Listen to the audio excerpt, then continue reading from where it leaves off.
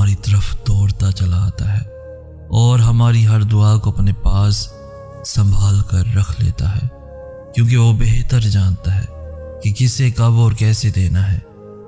اس لیے نا امید مت ہو، ایک دن تمہیں وہ سب دے گا جس کے لیے تم نے اپنا ہر راستہ چھوڑ کر اس اللہ کے ہر راستے کو اپنایا ہے۔ ہو سکتا ہے کہ نصیب کے پنے پر درج ہو یہی کہ اس صبر کے بدلے من پسند شے سے نوازا جائے۔ کیا تمہیں اللہ کا وعدہ یاد نہیں؟ جب اللہ نے سورہ آل عمران میں فرما دیا کہ دعا پہاڑوں کو بھی ان کی جگہ سے سرکا سکتی ہے، تو قبولیت کا شک تو بنتا ہی نہیں۔